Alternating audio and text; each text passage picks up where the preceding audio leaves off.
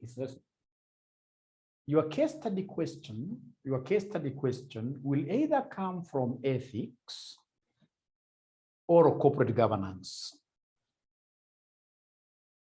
Under corporate governance, of course, they will give you a scenario. They'll tell you the chief executive officer is the same as the chairman, say, no, that is wrong in terms of leadership. Under corporate governance, they'll come and tell you, for example, that this particular board has 20 people, like the question that we are doing. Tell them, no, that is noise in the system. The corporate governance principles, pillars, recommend a maximum of what here? 11 directors, right? So you'll be able to identify the weaknesses in a case, And if it's a family related, a family-owned business, of course, under corporate governance, you'll get the, like, the father, the main investor. The main investor, of course, number one, will be told that this guy is a dictator. Once you hear, ladies and gentlemen, that there is a dictator in the house, and he happens to be the senior most, that goes automatically against public or rather employee participation. Right? You'll be told that this company, for example, because it's family owned, they don't believe in budgets. If they don't believe in budgets, then there is a pillar that is being flouted. Which pillar is that? The pillar of internal controls, risk management. A budget is an internal control thing. It's an internal control thing. When you know in advance, this thing will be costing this much, you'll be able to monitor like that.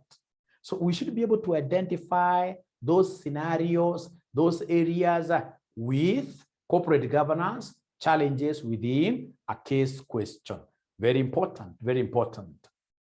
The one that I normally see students struggling quite a lot, and you're not the only ones, even ACCA students, is ethics.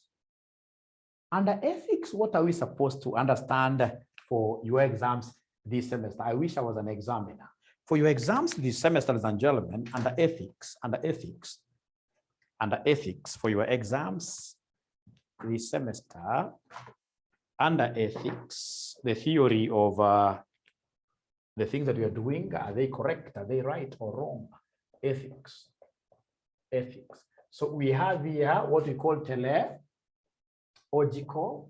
teleological ethics or theory. We have deontological theory, and then we have in this case here Kohlberg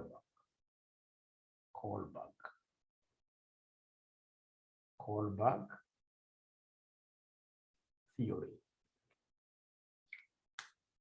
These are theories you need to really understand if you would want to thank this mwalimu later. In terms of ethics, the moment you understand those three theories, then you are very okay. When we talk of teleological theory, what comes to your mind?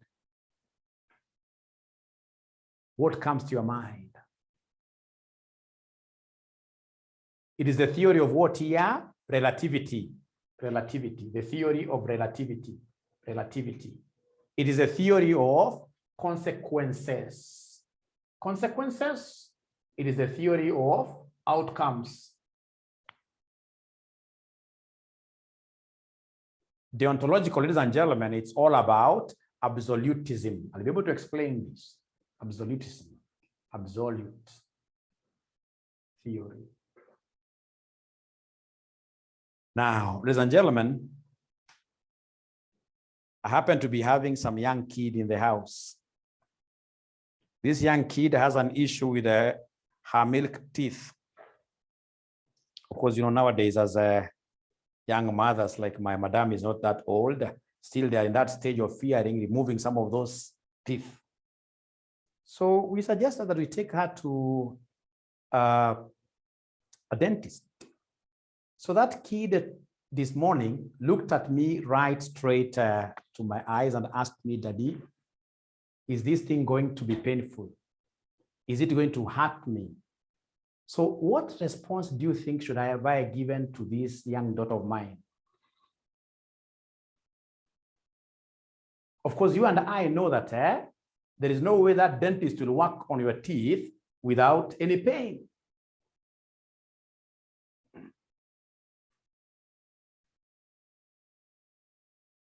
Which response should have I given?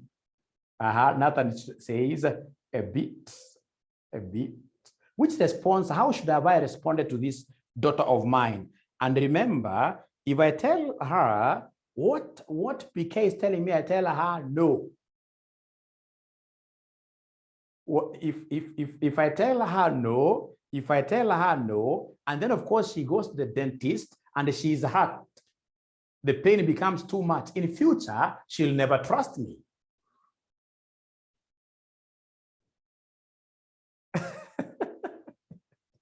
Now, I know what you guys are thinking about. You guys are thinking about consequences. That if I went ahead and told this daughter of mine that, oh, you know what? This thing is too painful. So two things, that daughter can easily go, and of course, in this case, bite her jaws so tightly in a way that even that dentist now will have a problem fighting with this kid. Alternatively, she may say, no, now I'm not going to this doctor at all. She can refuse. So ladies and gentlemen, when you are making a decision thinking about the consequences of my actions, then that is what we call relativism. That is what we call teleological theory. You are thinking of, if in this case, ladies and gentlemen, should I cheat? Should I cheat for this kid to accept to go to the dentist? If I cheat and she accepts, then I win. So in this case here, the means justifies the end. It is the means justifies the end. Then that means, ladies and gentlemen, that that's what we call relativism. Relativism. Things can change. You can decide in this case here, ladies and gentlemen, whenever you look at the consequence, what is it that I want really to achieve? That is why we call it what here, somebody? Consequentialist, consequences, outcome-based, relative, teleological theory. Very important for me to understand that. When we talk of, ladies and gentlemen, about deontological, deontological comes from the word dental. I used a very good example here, dental. Dental means what here?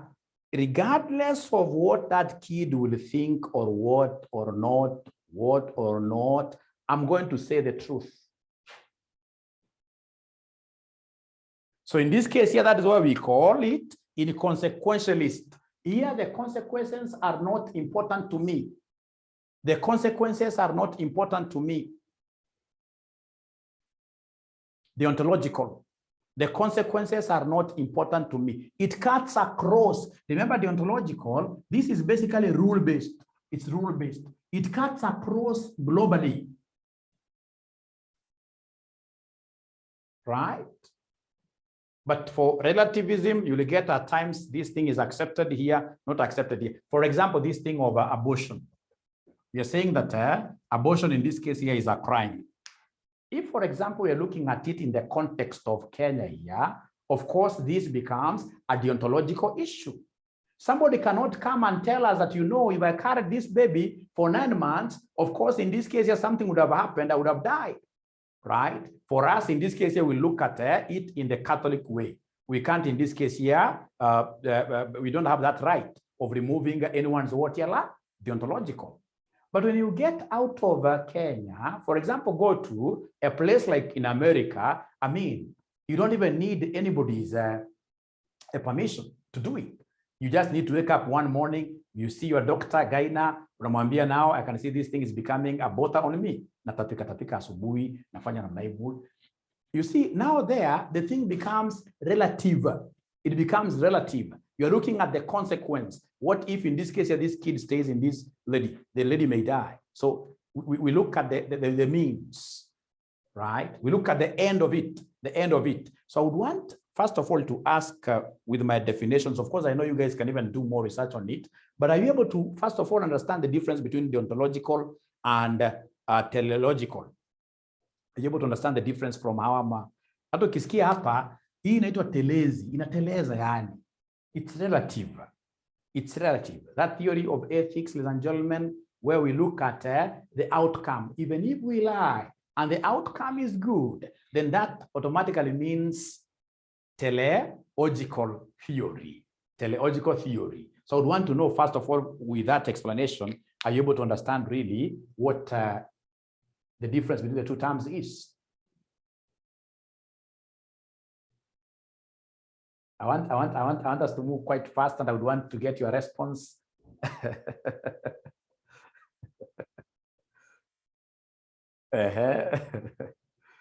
Okay. Good. Thank you very much. Now we move to something very important. Now here we look at Kohlberg's model, very much related to the two. Under Kohlberg's model, remember the case question that Kohlberg, remember, he did a study of this gentleman called Haynes. You must have heard of Haynes. You must have heard of Haynes. And the lady, the wife of Haynes, are going to see Anita. Sio Karo, kuna jina madamu wake. Lazima mlisome kitu kwa darasa hii. Huyu mwanaume, mlisoma mwanaume na bibi yake kwa darasa under Kohlberg. Mlisoma ama mkumsoma? Mwalimu lazima mwalimu aliwaambia.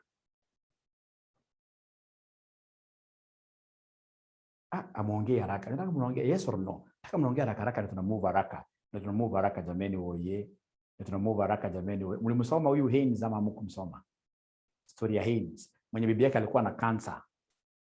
Bibi yake alikuwa na cancer. Ruth amesema no. So Haynes, bibi yake alikuwa na cancer. Chani wapatie story. 2 classes no. Okay. Haynes, bibi yake alikuwa na cancer. So akaenda kwa daktari. So daktari akamfanyia prescription. Kamwambia cancer yake ni stage 3. Na stage 3 inaweza ikapona. Stage 3 upona. Stage 3 upona. Lakini hii ni special type of cancer. It is a doctor. Can't remember the story very well. I wish I had known that amukuisoma ningeisoma tena mara nyingine. Akaenda akamwambia sasa enda kwa daktari A. Is the only person who has that drug which will make your wife in this case here do what here, which will make your wife in this case here okay, that cancer to disappear. So akaenda kwa A.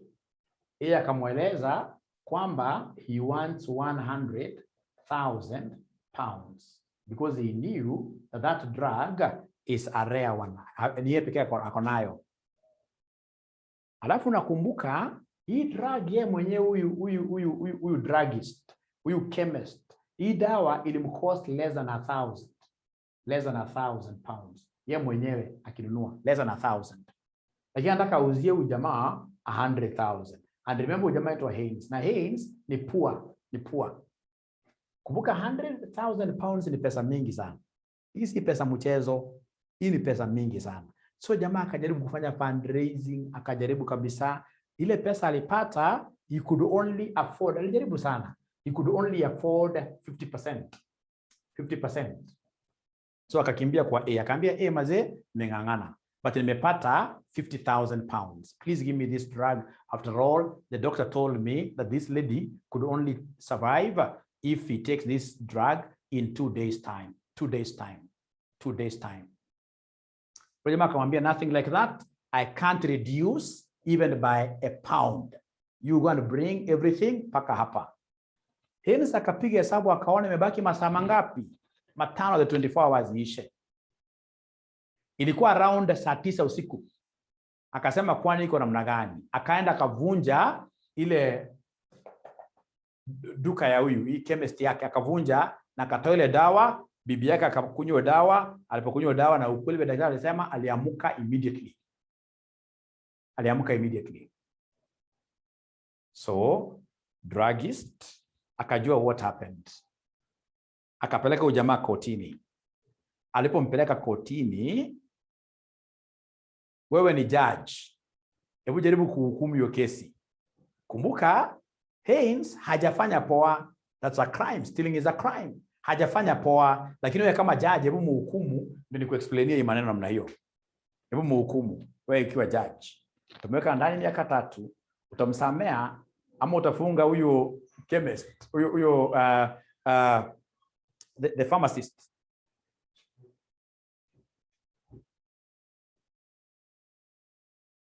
Kumbuka, in this particular case, as I wait for your judgment, Haynes, the only thing he was looking at was his wife dying. So to him, the outcome was more important. The outcome was more important. So it's all about relativity. Yes, I've stolen, do whatever I want to do for me, but I can't see my dear wife dying. Jocelyn anasema, will tell him to pay. Caro, I forgive him. It was an emergency. Moral reasoning, Haynes did a wrong thing.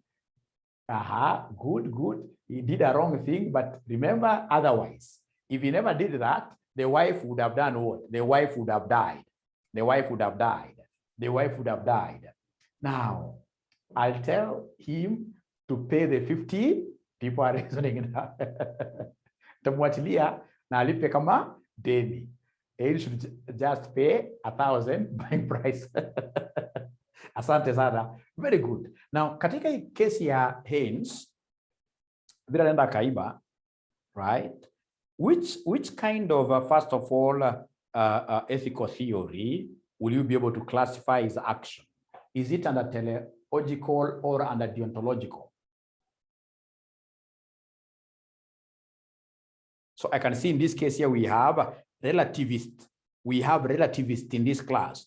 Relativist in this class will believe that whatever this guy did is right. It is the end which justifies the means. So I have relativists. I have people believe in this school of teleological. And as well, I've seen a few people who are absolutists. Absolutely.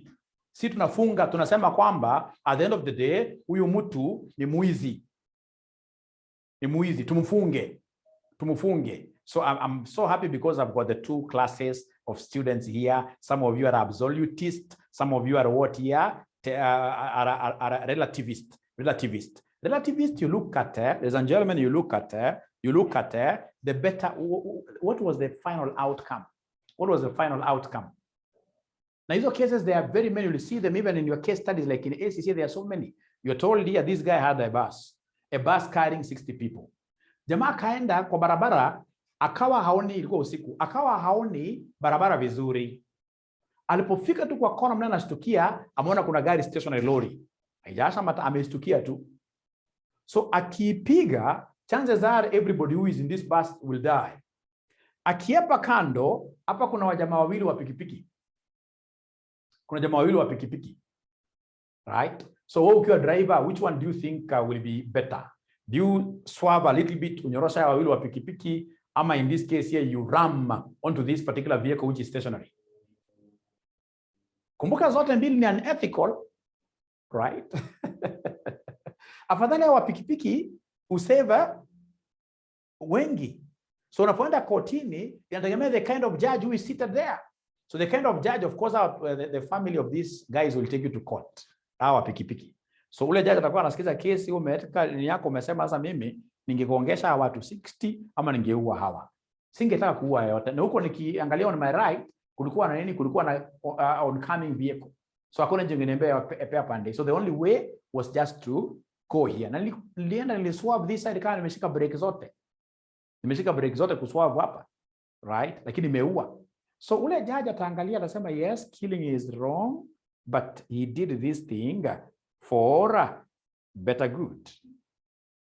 Right? The theory of giving the very best to majority, giving the very best to many people, So in this case, akiamua kwamba straight away kwamba this guy is even a savior, we should even give him a medal regardless of what he did to the other fewer, then straight away that is what we call relativism.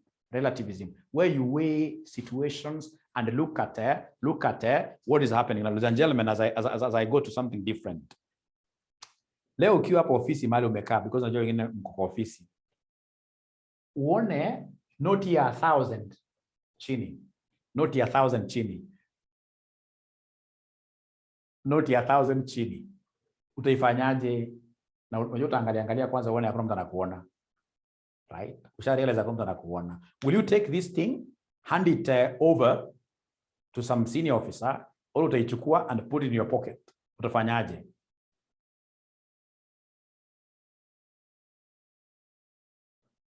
Utafanyaje?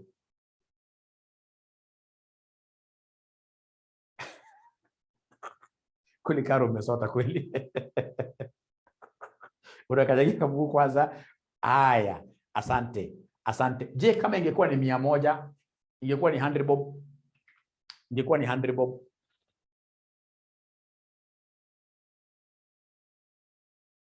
Ingekuwa ni 100 bob, 100 bob mungehand over, isn't it? Na je, kazi imepangwa manoti za US dollar 100 US dollar paka 3 million, including the Christians who are here who are saying kwamba wangehand over hii, ingekuwa ni 3 million. Na imewekwa manoti ndogo ya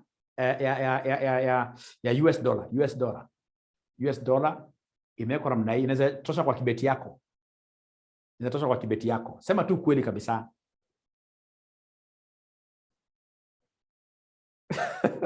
You move around and ask, Mengich, this is something that can change your life. Are you so sure you're going to give it back? Na CP. I like the honesty here. Ladies and gentlemen, this is the theory of relativity. This is the theory of teleological. That at times it is the situation that we find ourselves in. If it was 100, which can't do anything to my life, hiyo nitapeana. Even 1,000 nami nitapeana. Lakini ikianza kufika milioni 5, naanza kuimagine my classmates wote wamejenga nyumba, my nini. So situation, and that is why at times I don't blame the police. Why we are paying these guys 25,000 and they're exposing them every day to millions on the road. So it is about the situation, and you need to analyze this in your case. In your case question, unasema kusema ukweli huyu aliiba, but going by relativism theory, this guy, from what you're told in the case question, this guy was really in need of this particular of this particular money. Right? Relativism. Sorry for using this example. There is this pastor juzi, amepelekwa kotini na mama, alipea mama mtoto. Nimesahau jina yake. Very influential pastor. Very good. Actually, I've been following that guy throughout, and I'll not stop following him. Because all of us, we are human. Is it not Morioki? It's Moreithi. Pastor Moreithi, yes. Pastor Moreithi.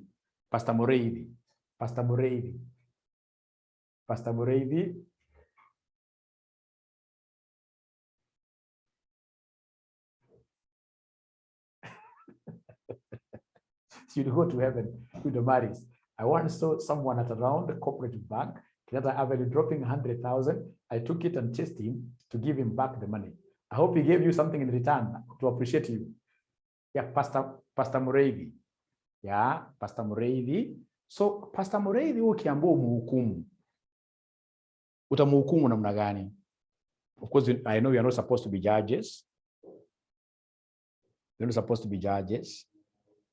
Right? There is something very important that I'm driving at. You'll be able to see. As of now, I know you are thinking that Mwalimu is wasting time.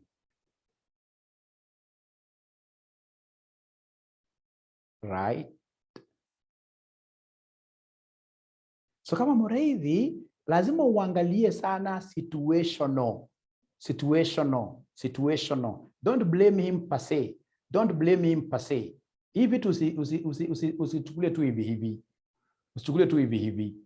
You know, once you are at that high level, wachana hii level kama yetu. Kuna level ukifika, ladies and gentlemen, so many things in this case here would want to really fall down.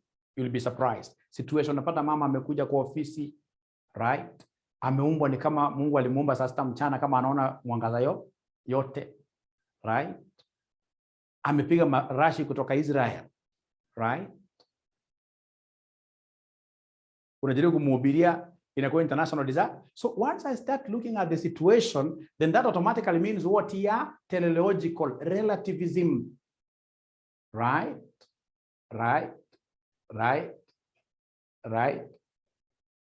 Be there first. right? International disaster. Now, ladies and gentlemen, let's now get back to business here. Let's get back to business here. I should not be giving you stories now. Now you need to be very serious. You need to be very serious. Now, when we talk of Kohlberg, yes, this earth is hard. Mimi siwezi kumblame at all. I know I have a thick skin, of course, lakini you can never blame. Mtu kuna level ukifika, hata mimi I remember when I was at this some time back, given some position there. Those things zinakuja, lakini unaomba Mungu. Naambia Mungu nitolee kikombe.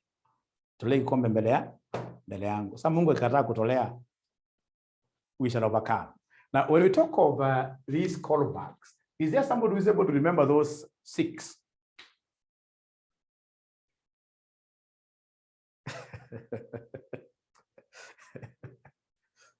How do you remember these Kohlbergs? I'm so sure you must be remembering the stages.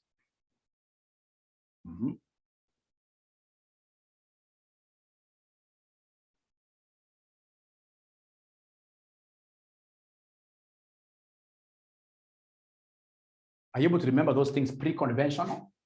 We have conventional, and then we have what we call post. But it's good for me to know so that I can know whether I'm supposed to revise or give you the notes. Have you ever had this model? Have you ever heard of this model called Kohlbergs under ethics?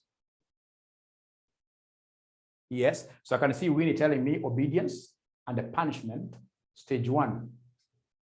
So stage one.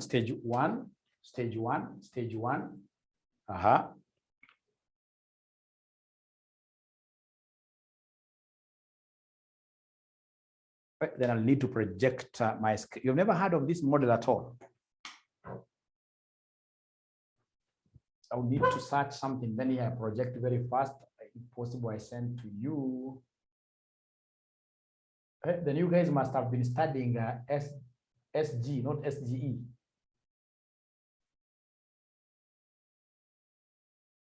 You see whether I can get something very fast, because really my aim is not to dictate notes at all.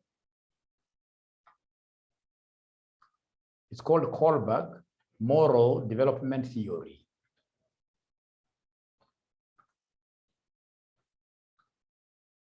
Now, as I get this question, you know, you'll be told to discuss.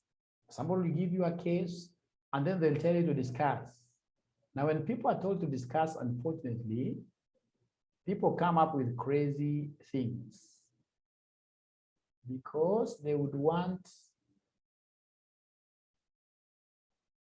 to be seen that they are very good Christian students here now. So you realize they're only saying, no, stealing is bad, this and this is bad. And when you are told to discuss in SG, you're supposed to look at both positives and what here? Negatives. So you must start by analyzing the case. Yes, this person stole. Yes, this person did, and we know he's a pastor. He did this and this and this. However, right?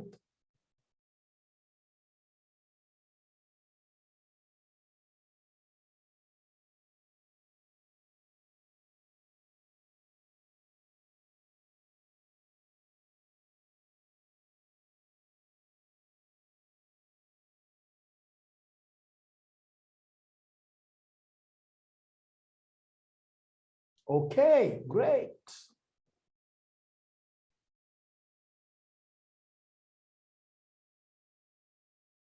Yeah, thank you very much, Purity. It is how we develop morally from the time you were children to now. So I would want us to go straight away to these levels. So there are 3 levels, basically. We have the pre-conventional. Are you able to see my screen, by the way? Are you able to see my screen? These are not the very best of notes. They are not the very best of notes. They're not the very best of notes, but at times wanasema, maziwa ya mama yakikosekana, huwezi kufa. Maziwa ya mama yakikosekana, hata ya umbwa ni maziwa. Unakunywa dogi, una survive. Yes, thank you very much. Great. So I would want us to go through very fast. So under pre-conventional, we have got two things here. We have the fear to be punished. I fear to be punished. If I do this and this, my daddy will beat me up. So I'm growing slowly. And then under pre-conventional, we have stage two. Stage two is what is called the incentives stage.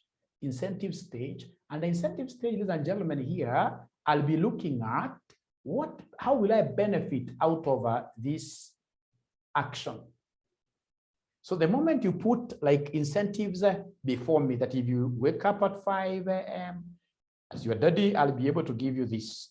If you wake up at 5 a.m. every day, I'll be able to give you this and this and this and this, like that.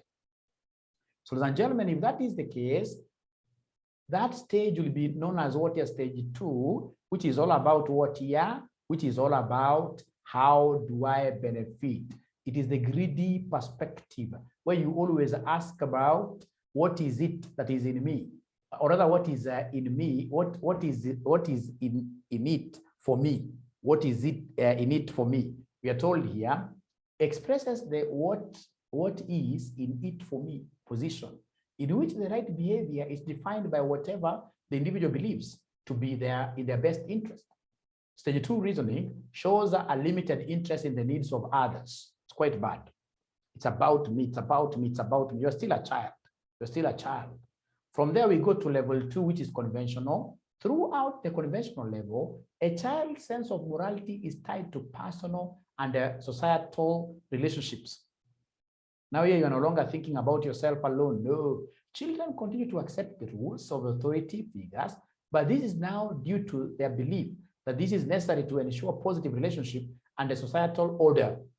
Adherence to rules and conventions is somewhat rigid during these stages, and a rule's appropriateness or fairness is seldom questioned.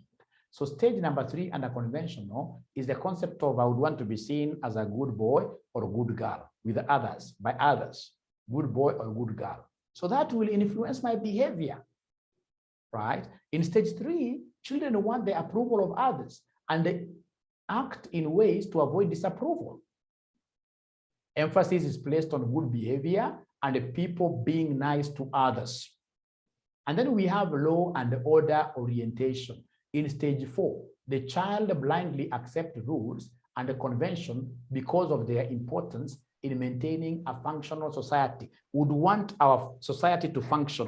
So if we want our society to function, let us, all of us, abide by the country's constitution. Let's abide, all of us, by the country's constitution. And then now we have post-conventional. Post-conventional, ladies and gentlemen, this is where you sit and they say, basically, this is what the constitution says, but I will not do it that way, right? I believe in self. I believe in self, right? Right? I can even go to jail, but I don't care. I don't care, right? Under this post-conventional, ladies and gentlemen, automatically like Haynes, under post-conventional, Haynes would prefer to go to jail. Because of course the law says, don't steal. But if I don't steal as Haynes, ladies and gentlemen, my wife will die. Right? So under level three post-conventional, throughout the post-conventional level, a person's sense of morality is defined in terms of moral abstract principles and values. People now believe that some laws are unjust, don't just follow a constitution just like that, and they should be changed or eliminated. This level is marked by a growing realization that individuals are separate entities from the society and that individuals may disobey rules inconsistent with their own principles. Post-conventional moralists live by their own ethical principles, principles that typically include such basic human rights as life, liberty, and justice, and they view rules as useful but changeable mechanisms, rather than absolute dictates that must be obeyed without question. Because post-conventional individuals elevate their own moral evaluation of a situation, of a social conventions, their behavior, especially at stage 6, can sometimes be confused with that of those at pre-conventional level. Some theorists have speculated that many people may never reach this level of abstract moral reasoning. So we have stage 5, the concept of social contract orientation. In stage 5, the world is viewed as holding different opinions, social contract, rights and values. Such perspectives should be mutually respected as unique to each person. So ukiona mtu ana behave hivi kama for example Itumbi. Unajua Itumbi? Unamjua Itumbi? These are the kind of people in this case who have hit up there. Right? There are very few people who are able to hit up there.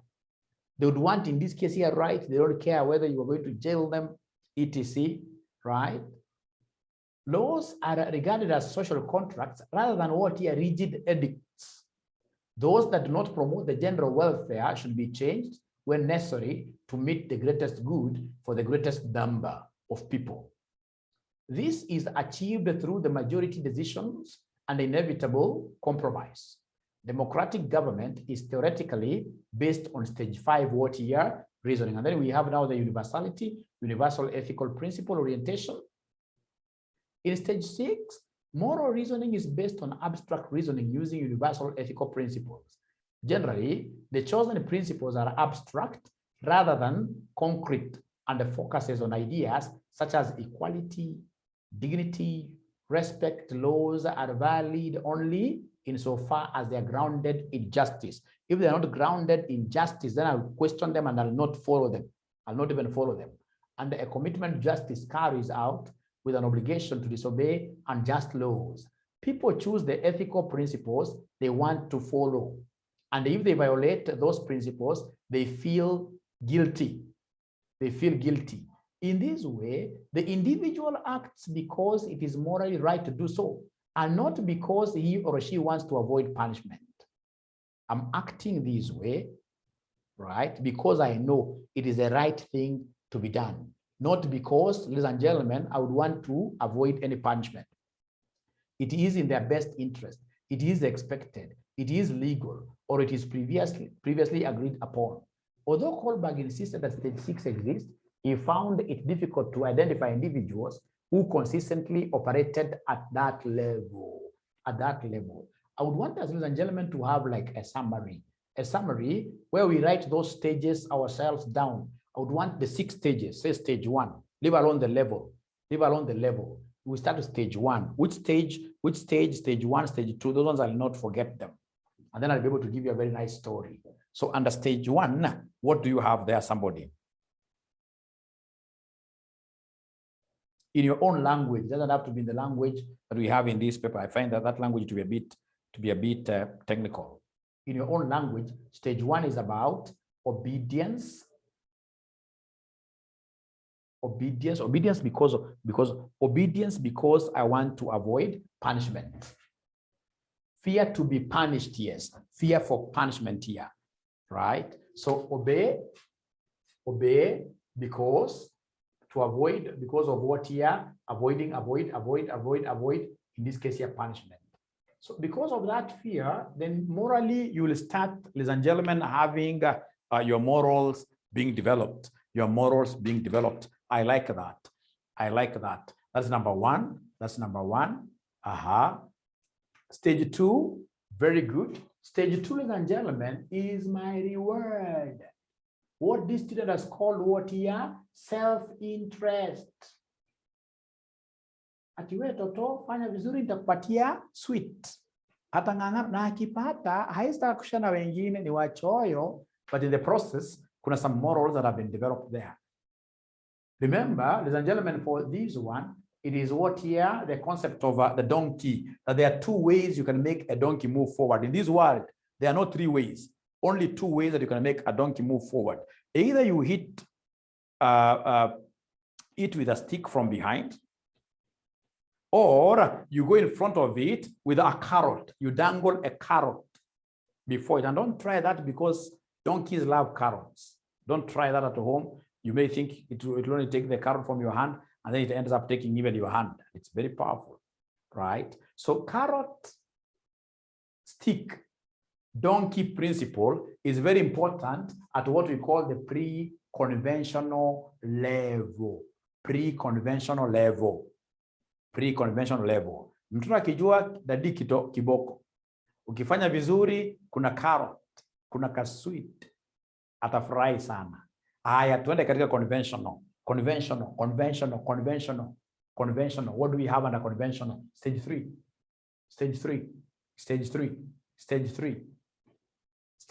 How could you forget? You know, ladies and gentlemen, each one of us has got that young kid. Each one of us has got that young baby. Trust you me. Inside us, we have that young baby. Right? But now here, I'm thinking of outward. I'm not longer self-what here centered. So in this case here, good boy, good girl. Good boy, good girl. So basically, I would want approval from others. I would want approval from others. Yeah, expectations from others. I like that. That's number 3. And then number 4, stage 4. Stage 4. Stage 4. Stage 4. Stage 4. Stage 4.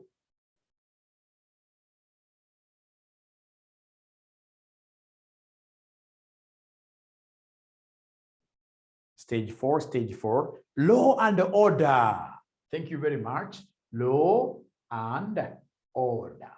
Law and order. That here we would want things to work out. And for things to work out, there must be law. There must be law. There must be law. And what here? And order. And order in the. So we need a constitution basically here. We need a constitution basically here. And then now we go to number 5, number 6. Number 5, of course, I know there is the concept of what here? Social contract. Is there anybody who has ever read this book called Social Contract? Social Contract is a very important read that each one of us needs. Ladies and gentlemen, under social contract, we need to appreciate that each one of us is quite, social beings. We are social beings. And as social beings, we are very different. And this is the kind of thing you're supposed to know, even for your marriage to really nourish and succeed. Because huu ni mtu kuzaliwa na yeye. Amekuja kwako akiwa miaka 30. Atao unataka umchange na one day. Inawezekana kweli? Inawezekana umchange na one day? Haiwezekani. Unataka kumchange na one day. International disaster. So under social contract, ladies and gentlemen, what are you able to remember under social contract? What are you supposed to remember under social contract? Very important. Utapata kama unapata mwingi kama ni maid wako na mashida ama ni ama bibi zetu wako na mashida, saa zingine unakuta, unajua maid siku hizi nataka maid uchunge maid vizuri. Umpatie paka NSSF, umpatie paka NHIF na mlipe vizuri. Right? Lakini unapata mwingine maid anakuja leo anaenda after one week. Of course, those ladies, I know sometimes they could be having issues, but in most cases, it is the employer. That is a story of another day. It's because, nowadays, even if you get somebody who is able to give you 50%, any muzuri 50%, thank God. Right? We thank God. Kabisa mwachia na kuwa house manager, mwambie akipanga kiti, akiamua kiti kingine angalie huko, usikuje ku-question sana. Una overlook so many things. So under social contract, ladies and gentlemen, what is it that you can never forget about social contract? Don't think about my stories a lot.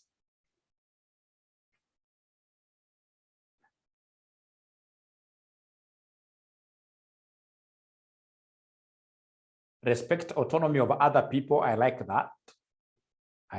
Respect autonomy of other people. Other than that, there must be something else.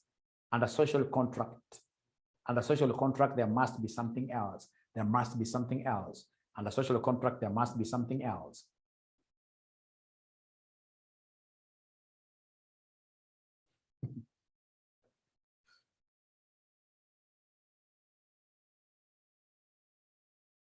Yeah, Caroline has now come almost close. almost close. Carol is coming almost close here. But at the end of the day, under social contract, you can never have one law, for example, just cutting across. When people disagree with some of these things here, we should never beat them, right? Right? Okay. Yeah. Okay. Great. So the last one, number six. What do we have there? Last one, number six. The sixth stage. We have universal human ethics. Universality. Universal human ethics. Is there anybody who can tell us something small about, who can expand on this? Is there anybody who can expand on this?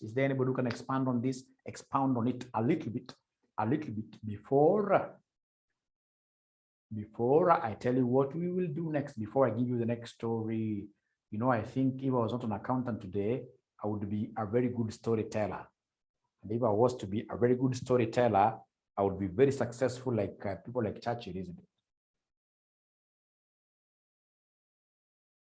We shall overcome.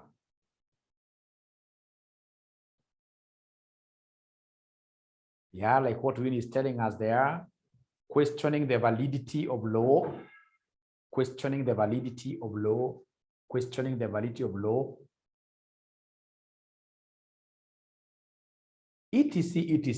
Now, for us to be able to appreciate, ladies and gentlemen, this thing more and more, I would want us to look at that case question.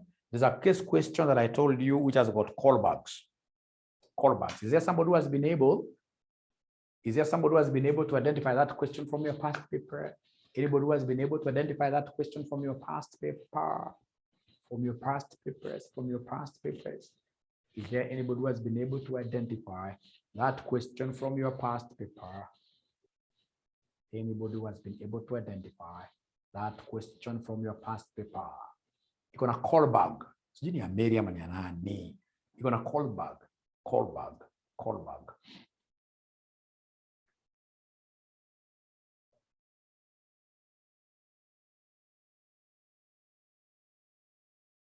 So the next 5 minutes, ladies and gentlemen, this class should be over. And then, of course, I'll be able to advise you on the next course of action.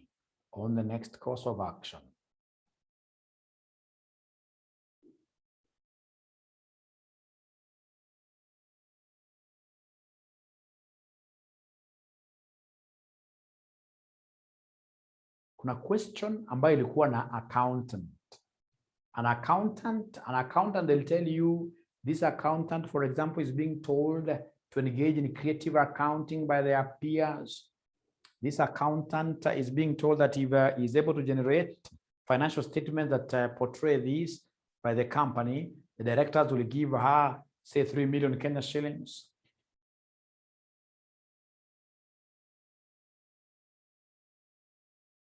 And this is a very well brought up lady, Christian background, etc. Ladies and gentlemen, Pauline tells us November 2019. Leo Lokaya yuko hapa. Na hata nitumie pepa hapa mbio. November 2019. Leo Lokaya yuko hapa. Na anaweza kutumia pepa mbio jameni. Yuko mnafunza zaipata November 2019 atume hapa kwa chat. Kama file. Na kwamba mngenipatia hizi vitu haraka ningewasamaraisia hii kitu haraka. Muende mpite. Tuma hata link, yes. Tuma hata link peke yake. Wasamaraisia kitu muende mnyoroshe maneno. Paka kasi na binashangaa na alifunza wanafunzi.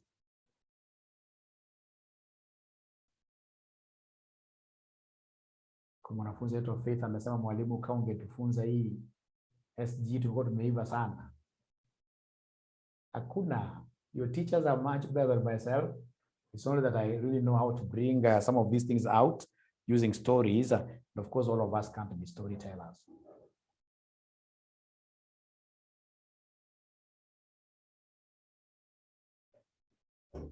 Great. the Maris, you are not letting.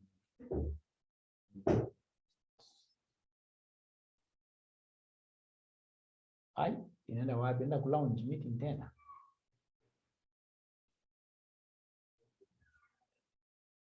Hii ni gani umetuma hii? Asante, hii ni gani umetuma? Hii ni same meeting na Maris umetuma hapa. Ulikuwa umekopi huku utoa copy. Sasa copy of fresh.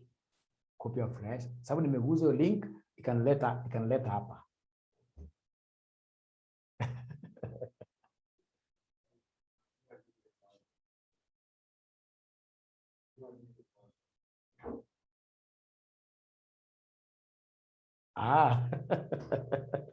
So the next time I have to take a theory paper. Next semester I'll have to teach a theory paper. The other paper that I'm so good at, ni kufunza lesson 3 na kamata sana, ni AAA. AAA is normally an easy paper for me.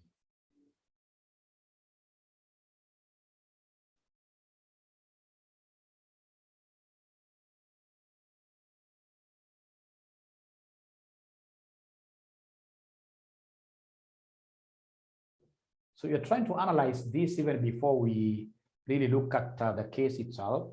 This one here, where they wanted us to talk about what here internal controls. Explain the term internal controls.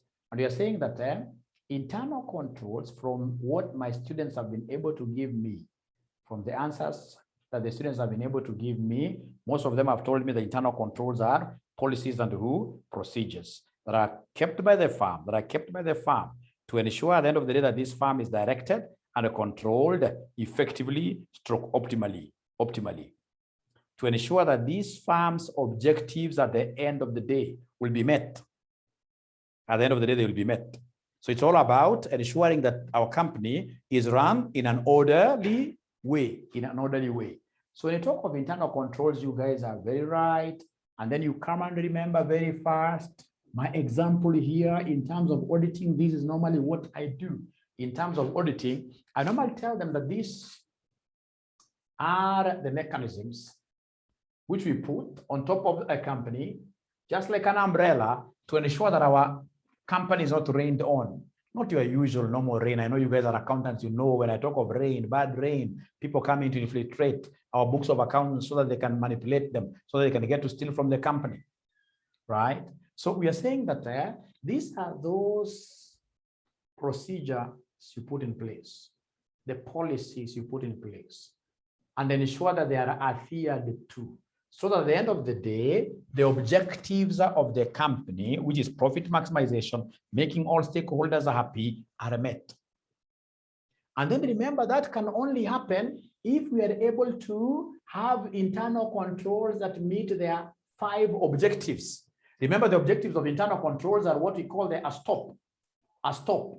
Anytime they talk of objectives of internal controls, always remember a stop. You must bring this to SGE to demonstrate broad and a deeper understanding of the subject. Nowadays, we can't have you passing SGE if whatever you're bringing to us is just shallow. We can never allow you to pass in SGE. No, never. You have to bring in a lot of breadth, a lot of depth. So the objectives of internal controls is to ensure that we receive accurate financial statements, safeguarding of companies' assets. We have ourselves receiving reports on time. We have order in the company. We have what we call prevention of fraud and what here? Of fraud and errors in the company. So once you've been able to describe what this ICS is, and you have even gone ahead to tell this examiner that you know the objectives, the examiner will end up giving you 4 marks out of 3. Of course, I'm joking, but at least you will be. But I know you accountants, I know you guys are not putting your house in order like this. I know you accountants, I know what you are doing. I'm so sure that some of you, the kind of controls mnaweka, hii ndio vitabu, hii ndio kampuni, unakuta umbrella iko namna hii. Yaani mzee kama mimi natembea na umbrella ya msichana wangu wa 4 years old, town katikati. Meaning in this case here that the books of accounts, ladies and gentlemen, are exposed to manipulations. So as an auditor, the moment I realize that this is the kind of umbrella you're giving me, this is the kind of ICS you're giving me, then straight away I'll not rely on them. Straight away I'll go to what we call substantial tests or a substantive test of details, and there are normally 5. We normally talk of R, A, E, or U. We'll come back to this R, A, E, or U. R, A, E, or U, like that. So R, of course, analytical procedures and inquiries from third parties. We have, in this case, inspection, observation, recalculation. We'll come back to that. But remember, we normally go for substantive tests when the umbrella is not working. Or the umbrella at times could be very big. But in this case here, the big umbrellas got holes all over. So, right. So we shall come back to this. So sure that one I've told somebody, in 5 minutes, somebody has picked something. Great. So here we are, ladies and gentlemen, here we are. So we can go back to the question, and then I'll read the question very fast, lightning speed, and hope that everybody will be able to understand it. After all, you have it. Nyondia Paper Mills Group, a renowned international paper manufacturing conglomerate whose roots are in Norway, opened a subsidiary in Kenya. The subsidiary Karat Paper Mills Kenya, KPMK, which has been in existence for the past 5 years, has not produced a social and environmental report. So this is a very serious weakness of our internal controls. Now that they asked us to list the weaknesses of our internal controls. Not being able to produce reports is a weakness, right? Right. Because we say at the end of the day, one of the objectives is us getting reports on time. Remember, stop. The company has instead provided data which was included in the parent company's group report. So of course, here there is a lie. The data they are providing is not for this company, it's for the group, right? There was some discussion within the top management about KPMK having an environmental and sustainability report of its own, but no resources were provided for its development. Hence, nothing has ever materialized. Mary Mambo, the environmental and sustainability manager at KPMK, had the responsibility of monitoring and reporting on environmental emissions. It was her responsibility to monitor emissions and to key in data into the company's internal control systems on resource consumption, energy and water and waste. So this lady had a responsibility to monitor emissions. So she's the one who is monitoring and at the same time entering data. So I can see here, there is quite a lot of aggregation of duties. Remember, we normally discourage to put many duties on one individual. What we encourage is segregation. Segregation is when you split some duties and give it to multiple individuals. So somewhere there, they have asked me about weaknesses of my internal control systems. I'll have to quote this. I've quoted up there the situation that we're not able to get our reports on time. That's a weakness. I've been able to see, and I have to quote it from the case study as I'm putting down this in my answers. So we are told it was her job. She wholeheartedly enjoyed because it enabled her to express her personal concern for the environment through work. When she took over her role 2 years ago, she was informed by the then Chief Executive Officer, Kibala Kigeni, that the company had very ambitious voluntary emission control targets since the company had started the journey towards becoming environmentally responsible. The company had developed a very attractive environmental management and sustainability strategy, which Mary Mambo was expected to implement. She's implementing these. She's the one who is monitoring whatever. She's the one who is even reporting. She's the one who is keying in data. I'll be able to lift this point, oh my, and weave it through my answer very well, because in SG case study, if you don't lift answers from your case, try to defend your answers using case points, then you can never score. The very best you'll score is 6 out of 40. Maybe you score 6 out of 40, they'll tell you, go back to Aura, go back to the sender. Mary Mambo found this exciting, and it was on this basis that she accepted the appointment. Because of the sensitive nature of some of the data she managed, her employment terms and conditions included a confidentiality clause. Ladies and gentlemen, this automatically you would want to gag you want to gag, you want, in this case here, this lady not to be talking. So if you don't want this lady to be talking, and remember, as accountants, we work for public interest. Public interest. Actually, our ability to speak is a control in itself. Our ability to speak is a control in itself. So when you gag us, automatically this will be making our controls what here weaker. Actually, as an accountant, when you get somebody in your clauses, when you're being employed, people are saying confidentiality clause, right? Right?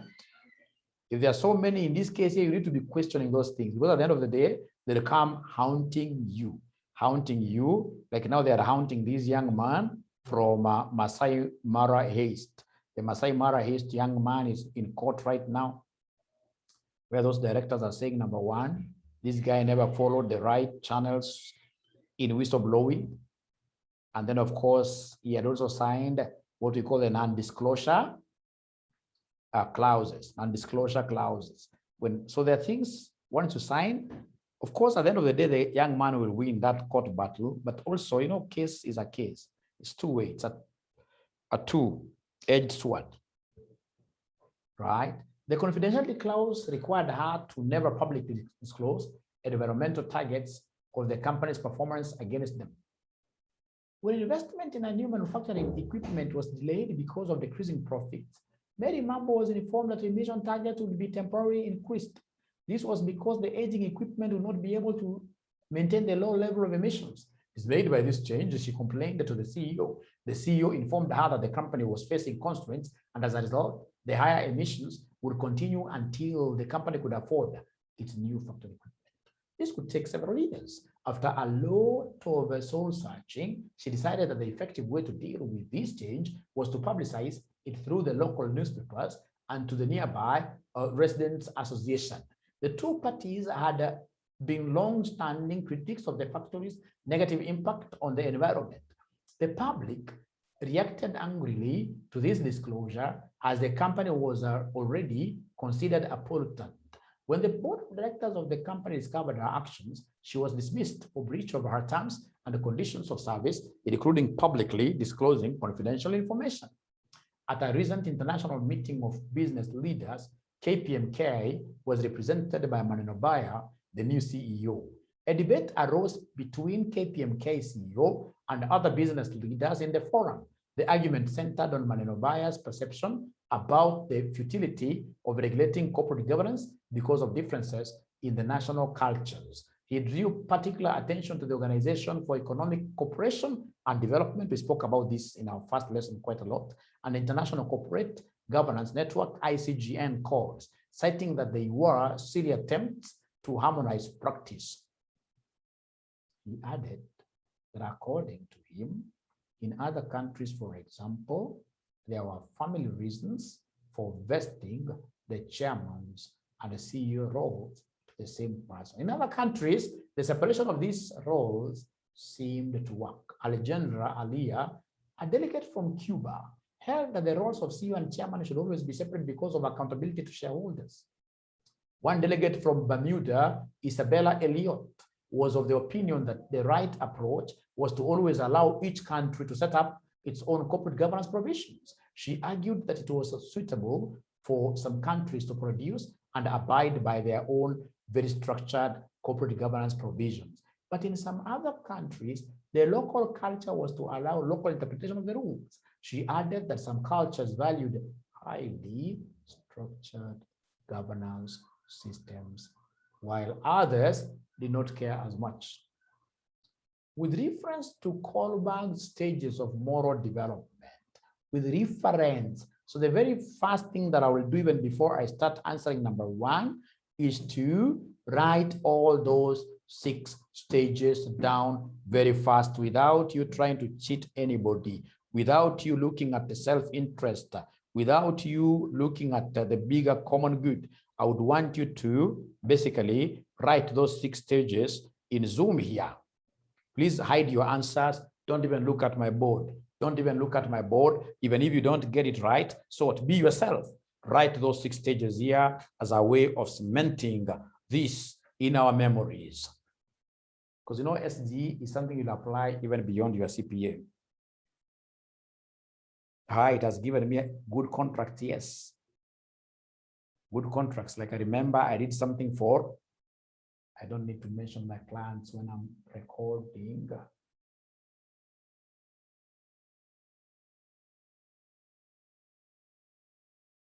Been able to remind ourselves,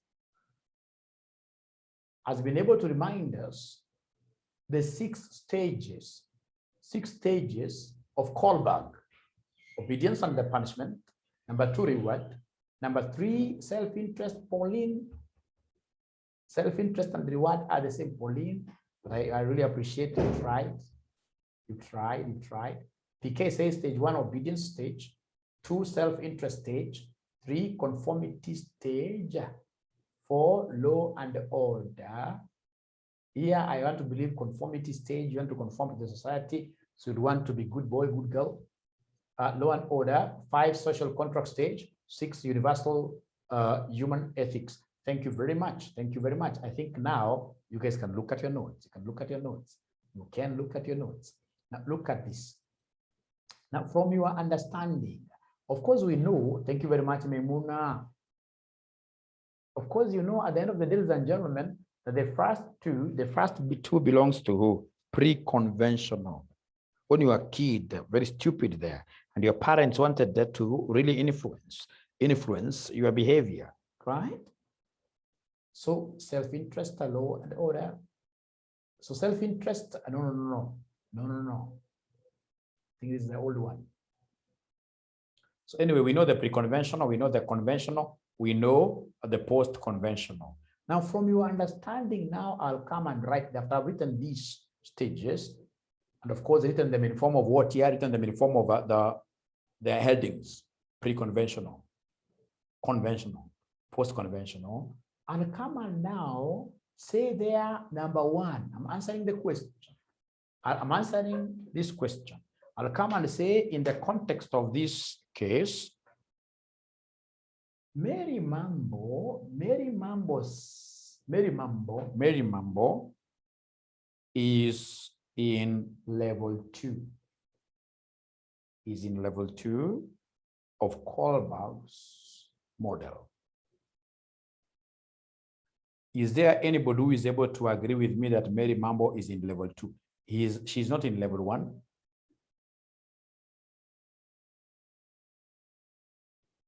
She's not in level 3. Is there anybody who can agree with me that she's in level 2?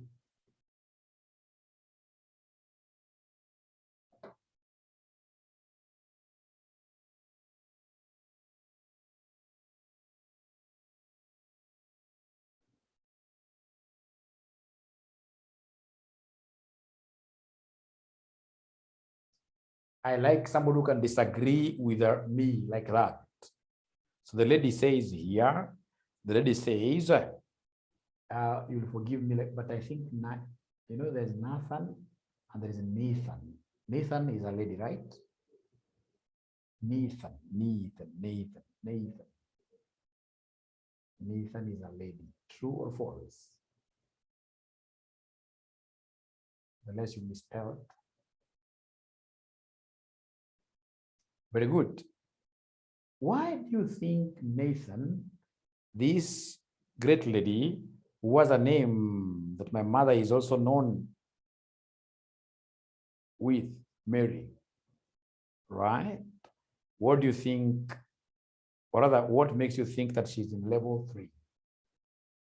2 and 3, 2 and 3, 2 and 3. 2 and 3, 2 and 3, 2 and 3, 2 and 3. 2 and 3. Why 3? 2, I know why. Why 3? Why 3?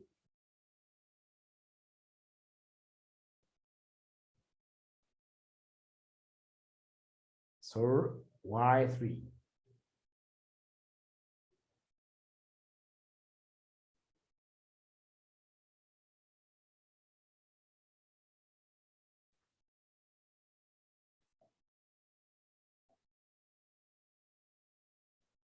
No, going against the rules of a company, that's a small thing. Remember 3, we are looking at universality.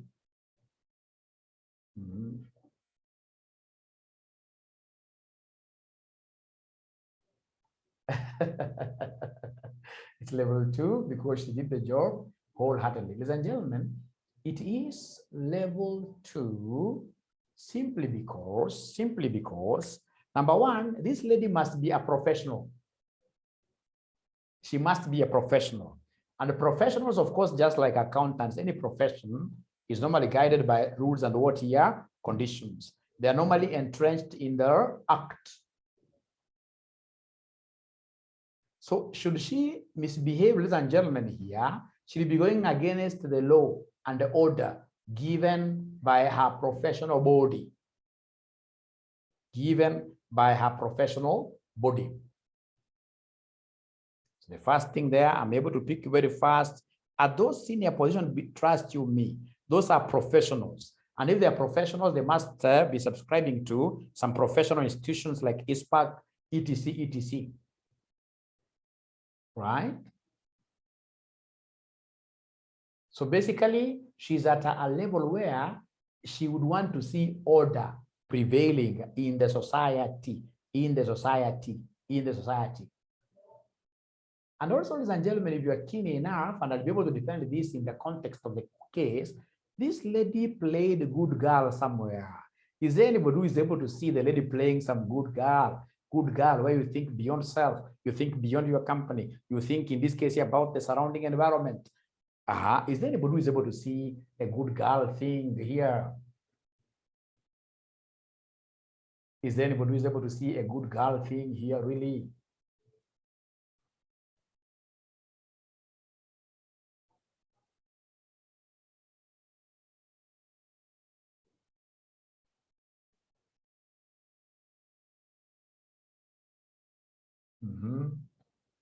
I'm being told paragraph 2. Mary Mambo, the environmental and sustainable manager at KPMK, has the responsibility of monitoring. I'll skip that. It was a job she wholeheartedly enjoyed because it enabled her. The company developed very, no.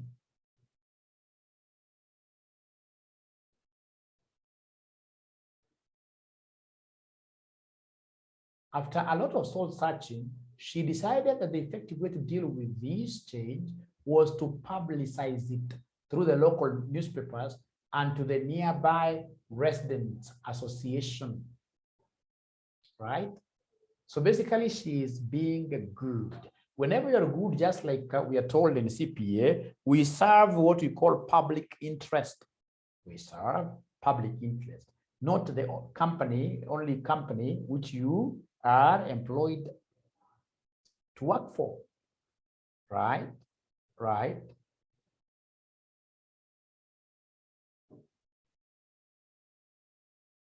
So she went against the confidentiality clause. She went against the confidentiality clause to go and make the statement out there, meaning that really for her, punishment was out of her mind, right? As she was going to give this information out there, ladies and gentlemen, she was not looking at even getting any reward, right? Ladies and gentlemen, in terms of part 3, we are looking at somebody who is able to do a self-assessment. Say that universally, this thing is said to be bad, but I'm going to do the opposite. I'm going to do the opposite in terms of universal, not from the company's perspective. I would want to summarize the entire concept here that anytime they ask about Kohlberg's level for any professional, always, like if you look at most of the ACCA questions, always recommend level what? Level 2. But when they talk of somebody who has come right away from, say, high school, or even, like I saw most of you guys were saying you are 27, right? At 27, I believe, but 27, you are a bit mature, right? Right? Yeah, so somebody who is, say, 23, 24. So you're told you have just hit workplace like this. You're told if you do this, you most likely such a question is testing about what here? Level 1.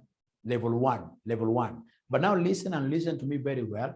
Even the students who are saying 3, right? So long as you look at the level that is quite what here? Good, where this person will be able to fit in very well.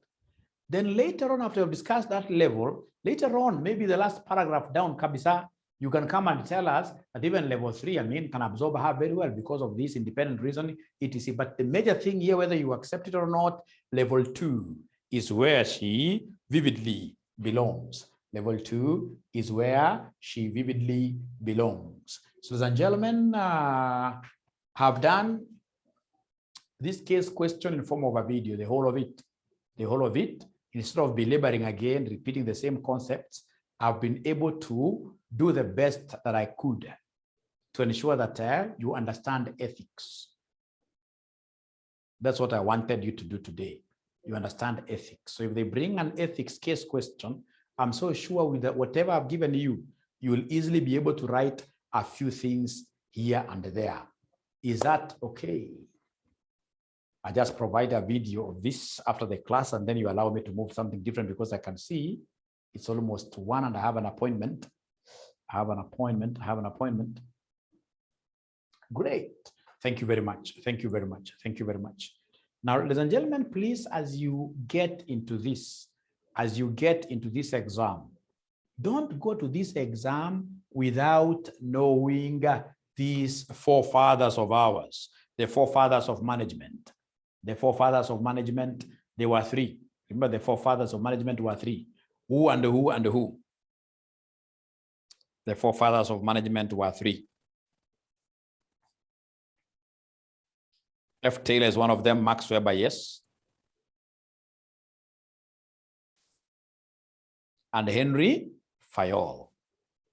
Remember, they're the ones in this case here who came up with what we call the classical management theories.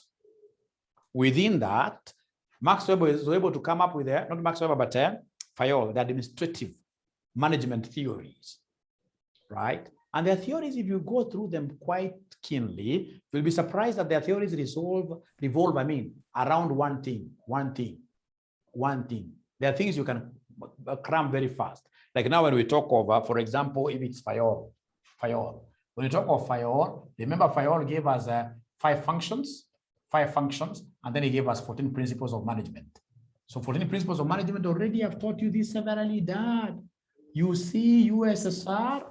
Oh, I see. So remember, your kid has called you Dad, just like my kid called me this morning. Dad, you know Russia.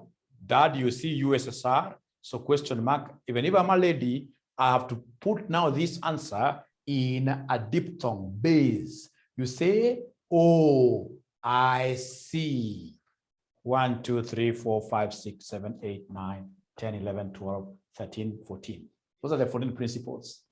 So these 14 principles, ladies and gentlemen, the 14 principles, yes, you are right. You can see we have a division of labor, right? We have disciplined workers. We have remuneration. We have order. We have initiatives. We have a spirit de corps, teamwork has to work. If you want this donkey of an organization to move forward, you must use this teamwork. 14 principles, very, very important, right? So I want to believe that these are things you can easily go and study. After all, I have those videos. So we have the 5 functions. Of course, we talk of what here, the pork. This is good pork for the Muslim. This is not bad pork. This is good pork. 5 functions. So remember, we have the planning, we have organizing, we have controlling, communications, we have coordination, and you need to know how to define each one of them. When they come and talk about Max Weber, always remember that Max Weber is the father of bureaucracy.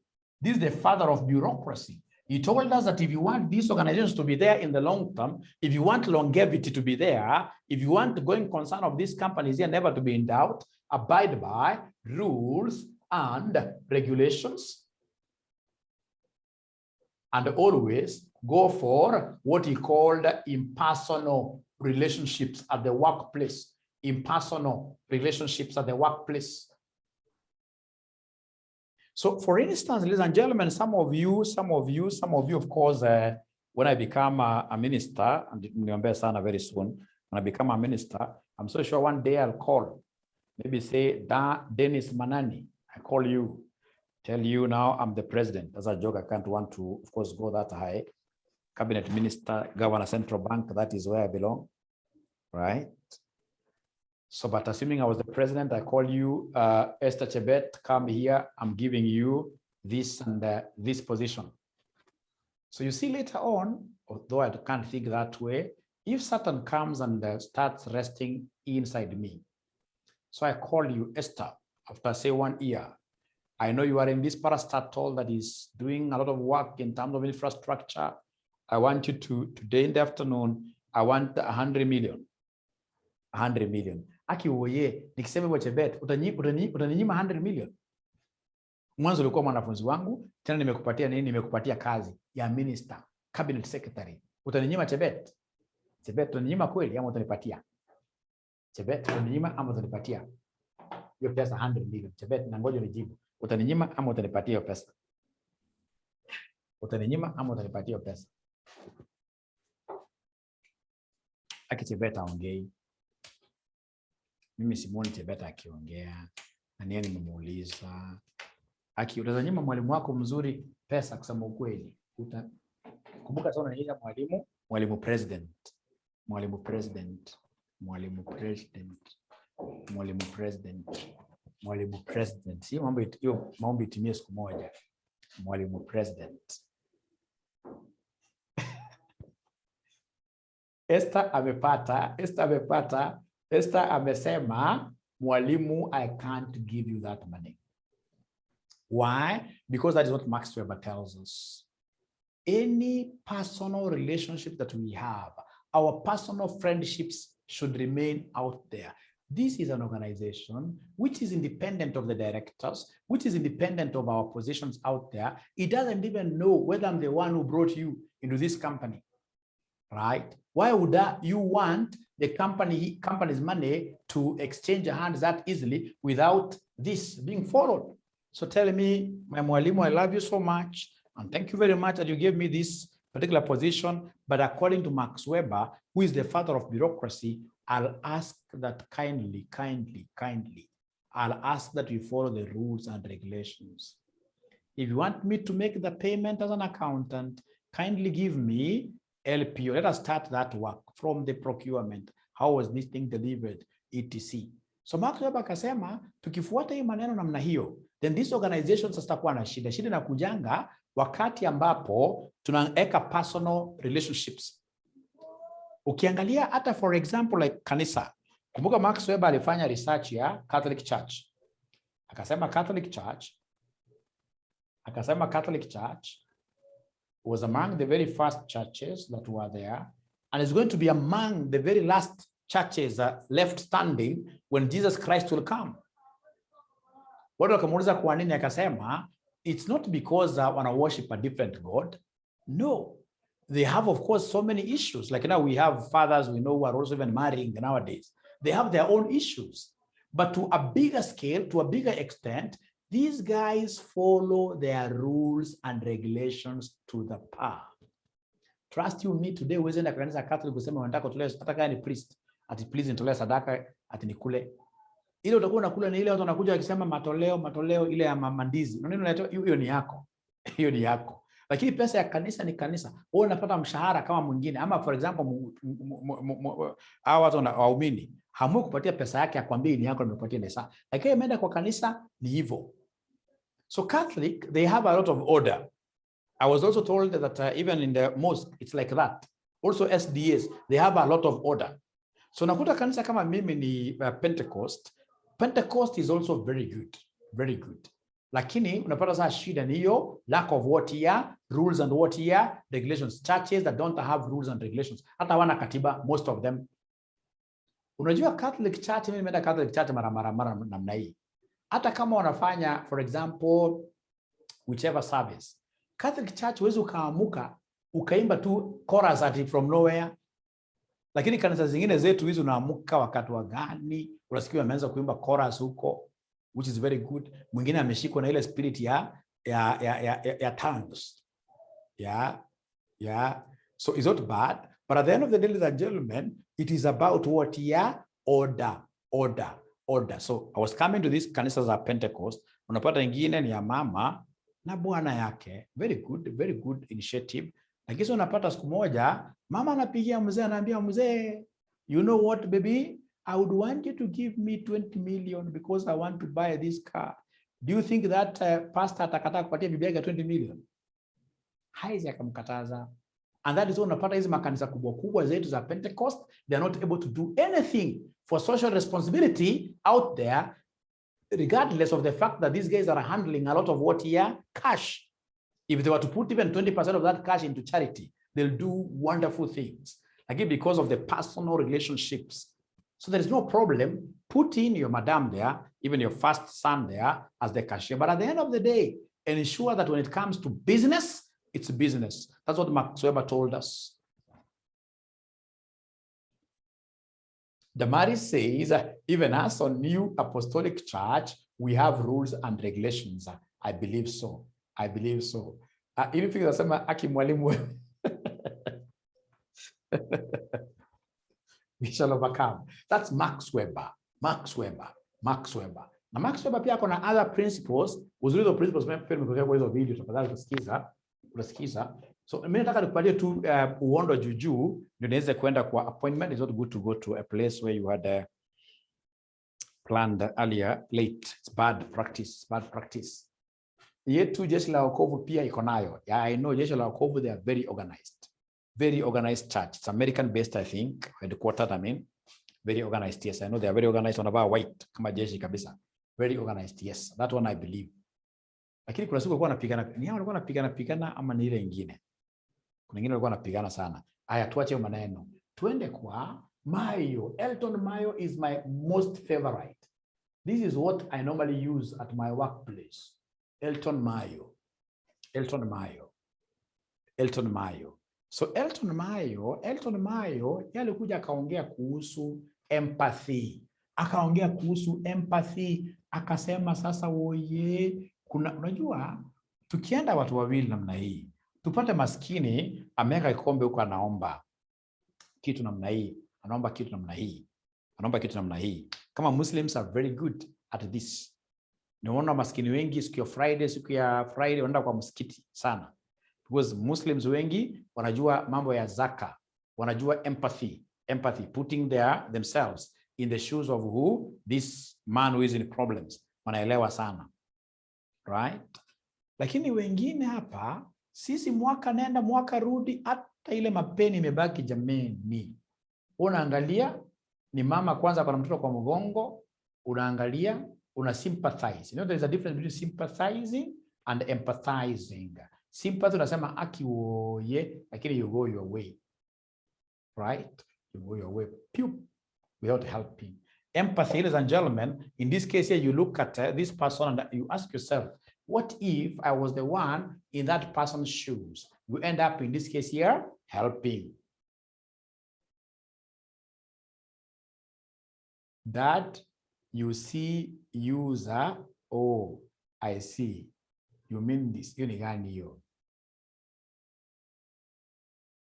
Yes. You see USSR. Oh, I see. Hii kwa video mingi sana. Nitakuwekea video. Hii nitakuwekea video mingi sana. Nitakuwekea video. Sikustue sana.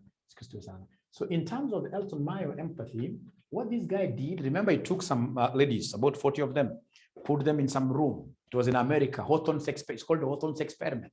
Akaweka kwa room kama hii niko sasa kwa studio. Akasema, let me try something different. Let me try. Walikuwa wanafanya hii kitu hii. Walikuwa wanafanya hii kitu hii. Unaona hii?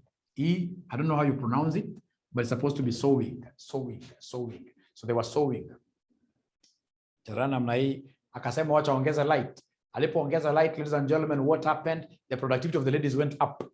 So Elton Mayo was in the process of trying to write the conclusion that what matters mostly is the lighting. That once you increase the light in these organizations, once you increase the light, then automatically, ladies and gentlemen, you'll be able to have people's motivation going up. So lighting means mshahara, etc.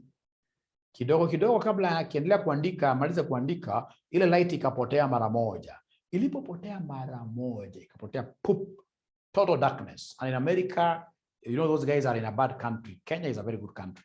Weather-wise, everything, very good. Even food, very good. So ilipotea ikakuwa total darkness. So Elton Mayo thought very fast that now this is the perfect opportunity that he has even to get further evidence that really now that light is zero, that their productivity will be zero. Because remember what earlier on he had discovered. As light increases, the production goes up. So now with the total darkness meaning problems, he expected their production to be zero, but it went against that. We know that the ladies were able to post more than thrice their output. So, and Elton Mayo could not understand that. He had to call those ladies, each one of them, to his office so that he could get independent reasoning to justify what he was able to coin later on and call the School of Human Relations. Empathy, right?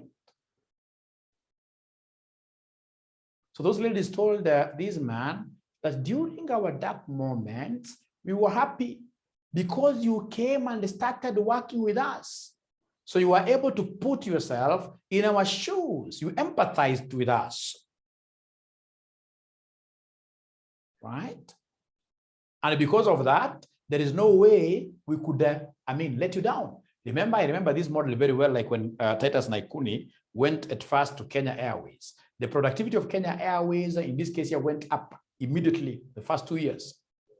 And if you remember that time, it was down to earth. This guy could go, for example, to their MTO, motor vehicle department. This guy, when those mechanics were going underneath a vehicle, also himself, he could don into an apron and also get there. Remember, he's an engineer, right? Of course, you and I can guess it correctly that he was not going there to repair anything.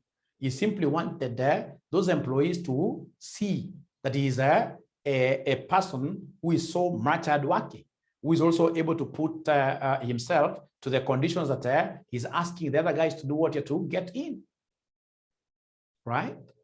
Well, you can imagine the CEO of your company, akuja ingie chini ya gari kama anze kuangalia huko, hata kama hataguza chochote. Sasa wewe kama employee, si basi itabidi wewe uchimbe mchanga uingie chini, sitabidi ufanye kazi mingi sana, right? So empathy, are you able to put yourself in the shoes of your colleagues?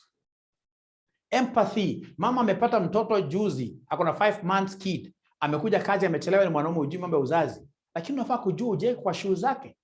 Saa zingine mama hajalala the whole night, so unamungoja hata kabla hata kanyage mlango, bora umeshasikia bila, unajua ushajua bila anakanyaga, kabla ushaanza kumsomea wewe ndeke rudi nyumba. No, there are things, ladies and gentlemen, we need to really have a very thick skin. Kama ni deadlines at times, there are things we need to flex for us to be able to relate with other people very well. And the moment you do that, trust you me, people will not even think about being confined to just the working time. Utapata watu wameanza hata kama ni saa 10 usiku mtu ameamka anafanya kazi, because they are no longer, that relationship, it's about how do you relate with your staff. What I don't know, ladies and gentlemen, is whether your bosses, how do you relate with them? Like the CEO of your company, the CEO of your company.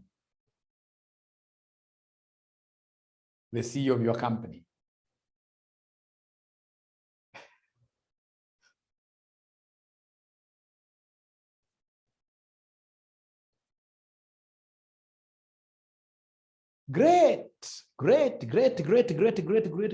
ladies and gentlemen, great. So what we can do is to organize those videos. Of course, they are 8 in number, 8 videos, just like we agreed with the